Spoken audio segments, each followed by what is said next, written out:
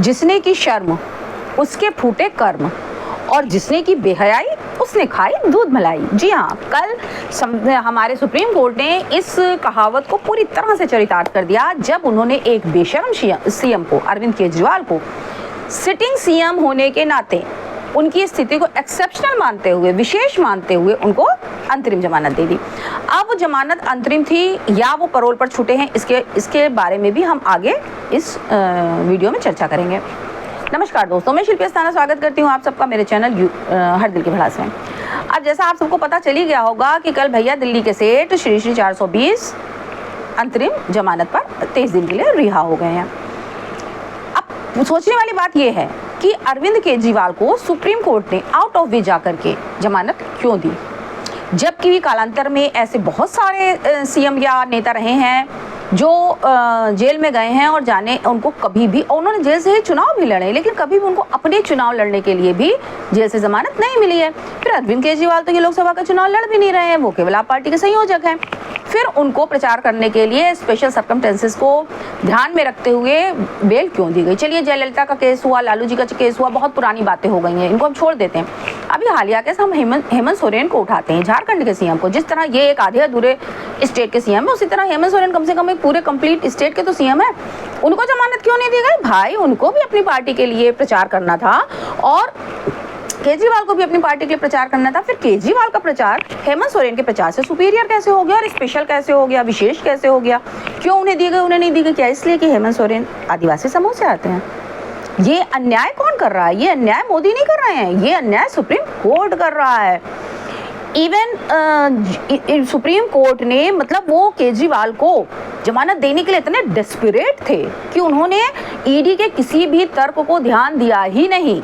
ED ने साफ साफ कहा कि भाई किसी भी चुनाव के लिए प्रचार करना ना तो फंडामेंटल राइट के अंतर्गत आता है, ना तो कॉन्स्टिट्यूशनल राइट के अंतर्गत आता है, इवन ये तो कानूनन अधिकार भी नहीं है। तो इसके लिए किसी स्पेशल सर्कमस्टेंसेस की बहाना बनाया ही कैसे जा सकता है? कैसे कहा जा सकता है कि भाई ये एक्सेप्शनल केस है? कुछ एक्सेप्शनल नहीं है, इनको केजरीवाल को जमानत नहीं मिलनी चाहिए। लेकिन फिर भी भैया, फिर भी हमारे जो माननीय लोग हैं उन्होंने कहा ना भैया, केजरीवाल को तो जमानत मिलेगी।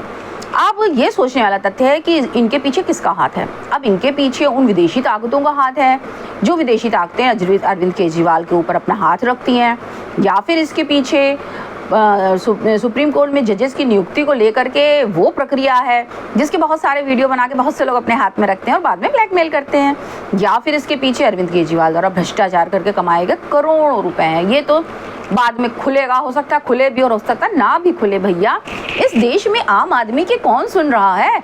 जब सुप्रीम कोर्ट ने संविधान की नहीं सुनी, संविधान की आत्मा की धज्जियां उड़ा दी, जब ईडी ने ये कहा कि भाई अरविंद केजरीवाल को आप सीएम होने के नाते एक स्पेशल कैटेगरी में कैसे रख सकते हैं?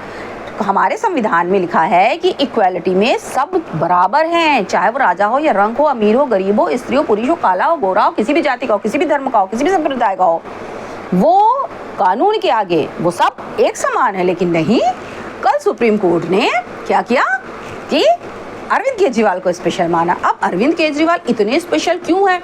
तो भैया मुझे तो यही समझ में आता है कि भैया वो बंदा इतना बेगैरत है, वो इतना बेशरम है कि भैया वो स्पेशल है, वो दूध मलाई खाने के लिए बनाई है, शायद भगवान ने उसे दूध मलाई खाने के लिए बनाया है। लेकिन एक बात मैं यहाँ पर ये भी कहना चाहूँगी कि जहाँ तक मैं सोच पा रही हूँ, जहाँ तक मैं देख पा रही हूँ, मुझे ऐसा लग रहा है कि आधे खाली गिलास की खासियत ये होती है कि वो आधा भरा भी होता है। अब चूंकि इन्होंने, सुप्रीम कोर्ट ने तो आनंद फानन में आकर के 23 दिन के लिए अरविंद केजरीवाल को रिहा कर दिया, लेकिन अब जनता के ऊपर इसका इम्पैक्ट क्या पड़ेगा? जो जरा से भी तर्कशील हैं, जो जरा से भी विचारशील हैं, जो जरा से भी सोचने समझने की शक्ति रखते हैं, वो सारी कड़ियों को कड़ियों से जोड़ेंगे नहीं क्या? वो जोड़ेंगे कि जो आरोप अभी तक इंडी गठबंधन मोदी जी पर लगाता चला आया कि भाई वो डिक्टेटर हैं, भाई उनसे संविधान खतरे में है, वो तो धज्जियां उड़ गई, वो तो फुस हो गया। दिवाली पे जैसे पिछली दिवाली का रखा हुआ पटाखा फुस हो जाता है, सुप्रीम कोर्ट के एक डिसीजन से उनके इतने बड़े बड़े नैरेटिव फुस हो गए कि भाई अगर मोदी जी सच में डिक्टेटर होते तो क्या अपने खिलाफ सुप्रीम कोर्ट से इतना बड़ा डिसीजन आने देते? ये तो एक छोटे से छोटा बच्चा बता देगा कि भाई अगर कोई इतना बड़ा डिक्टेटर है और अगर कोई इतना किसी से इतना संविधान खतरे में है तो क्या वो सरेआम अपने खिलाफ इतनी बड़ी बात हो जाने देते? इसका मतलब इनका पहला ये नैरेटिव तो ध्वस्त हो गया कि मोदी डिक्टेटर है। दूसरा ये कि संविधान खतरे में, तो अब जनता ये कहेगी संविधान किससे खतरे में है? मोदी जी से खतरे में है कि इंडी गठबंधन उनके सर पे हाथ रखने वालों से खतरे में है? क्योंकि संविधान को तो कल धज्जियां उड़ गई सुप्रीम कोर्ट में। जो संविधान के, जो कानून के सबसे बड़े ज्ञाता थे, उन्होंने ही कल संविधान के धज्जियां उड़ा दी, क्योंकि उन्होंने तो हमारी आत्मा, संविधान की आत्मा पर सीधे सीधे प्रहार किया कि मुख्यमंत्री होने के नाते अरविंद केजरीवाल का केस स्पेशल है, जबकि मुख्यमंत्री होने के नाते हेमंत सोरेन का केस स्पेशल नहीं है। क्यों? क्योंकि वो आदिवासी समूह से आते हैं। तो इसमें केजरीवाल को अगर ये लग रहा है कि वो 23 दिन के लिए रिहा होकर के अपने लिए कुछ फ़ायदा जुगाड़ रहे हैं, तो मुझे तो ये लगता है कि फ़ायदे से ज़्यादा बंदे का नुकसान होना चाहिए।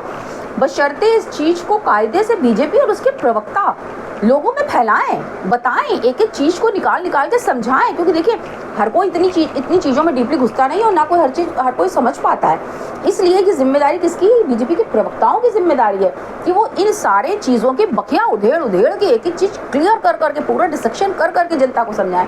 अच्छा, फिर मैंने आपसे कहा, अभी मैंने शुरू में ये बात कही थी कि मैं क्यों कह रही हूँ कि ये अंतरिम जमानत है, कि ये पैरोल पर छूट है। दोनों में, अंतरिम जमानत में और पैरोल में, जो सबसे मेन डिफरेंस होता है वो ये होता है कि अंतरिम जमानत में जब आपकी आज़ादी की, मतलब जितने दिन के लिए आपको छूट दी गई, जब वो डेट ख़त्म होती है तो बंदा कहाँ जाता है? बंदा रिपोर्ट कोर्ट में जाके करता है। और पैरोल में क्या करता है? बंदा रिपोर्ट जेल में जाके करता है। तो अरविंद केजरीवाल को जेल में जाके रिपोर्ट करनी है। तो अगर ये अंतरिम जमानत नहीं है, ये समथिंग लाइक पैरोल है, तो फिर ये झूठ क्यों बोला जा रहा है कि अंतरिम जमानत है? अंतरिम जमानत तब दी जाती है जब किसी प्रकार की कोई कमी रह गई हो, खोजबीन में कुछ कमी रह गई हो, साक्ष्यों को इकट्ठा करने में प्रॉपर प्रमाण ना हो, कहीं से भी ऐसा हो कि इन्हें बेनिफिट ऑफ डाउट दिया जा सकता है, तो थोड़े दिनों के लिए छोड़ दिया जाता है कि जब तक अपनी कार्रवाई कर रहे हैं भाई तब तक आप आज़ाद हैं, जब कार्रवाई पूरी हो जाएगी तो आपको धर लिया जाएगा। और पैरोल पर क्या होता है? पैरोल पर यह होता है कि भैया पता होता है कोर्ट को कि भैया तुम गुनहगार हो, उसके बावजूद कुछ स्पेशल टास्क को परफॉर्म करने के लिए उनको कुछ दिनों के लिए बाहर निकाल दिया जाता है, लेकिन फिर भी वो इनडायरेक्टली रूप से कस्टडी में ही होते हैं। तो जिस प्रकार की पाबंदियां अरविंद केजरीवाल पे लगाई गई हैं कि ना तो वो अपने सीएम ऑफिस जा सकते हैं, ना तो वो सचिवालय जा सकते हैं, ना तो वो बहुत ही इंपॉर्टेंट ना हो और एलजी से रिलेटेड कोई फाइल ना हो तो उस पर सिग्नेचर नहीं कर सकते हैं, वो मुद्दे पर बोल नहीं सकते हैं, वो ये लीकर स्कैम में अपनी भूमिका पर कोई बात नहीं कर सकते। ये सब चीज़ें किस ओर इशारा कर रही हैं? ये सब चीज़ें इस ओर इशारा कर रही हैं कि अंतरिम जमानत के नाम पर पैरोल जैसा कुछ करके सुप्रीम कोर्ट ने इनको ज़बरदस्ती रिहा किया है, जैसा कल ये ऐसा कोई आर्टिकल शायद हमारे संविधान में है ही नहीं। बस दोस्तों, आज अपनी यही बात डिस्कस करने के लिए मैंने आपको ये वीडियो बनाया था, और मैं कानून के जानकारों से ये अपील करती हूँ कि प्लीज़ आप बताइए कि जो मैं सोच रही हूँ क्या ये सही है या गलत है, क्योंकि मैं कोई कानून की ज्ञाता नहीं हूँ, मैंने कानून की पढ़ाई नहीं करी। हाँ, सुन के देख के जितना कुछ समझ पाती हूँ बस उसी के आधार पर अपना वीडियो बनाती हूँ। साथ ही साथ मेरी एक अपील है कि प्लीज़ दोस्तों, अगर आपको मेरे चैनल समझ में आ रहा है, मेरे वीडियो अच्छे लग रहे हैं, तो मुझे लाइक कीजिए, सब्सक्राइब कीजिए, शेयर कीजिए, और मेरी बात को कम से कम बीजेपी के प्रवक्ताओं तक पहुँचाइए कि वो इस चीज़ को समझें, और जो इनमें खामियाँ हैं उन्हीं खामियों को वो बखिया उधेड़े, तभी वो अपनी बात जनता को समझा पाएंगे। क्योंकि देखिए, हम कितने भी सच्चे हैं, आज के ज़माने में सच होने से ही आप नहीं जीत जाएंगे। सच के पास बहुत स्ट्रगल होता है, उतना स्ट्रगल करने का टाइम हमारे पास नहीं है। इसलिए हम सच को जब तक लोगों को बताएंगे नहीं, समझाएंगे नहीं, लोग नहीं समझेंगे। तब तक के लिए जय हिंद, जय श्री राम।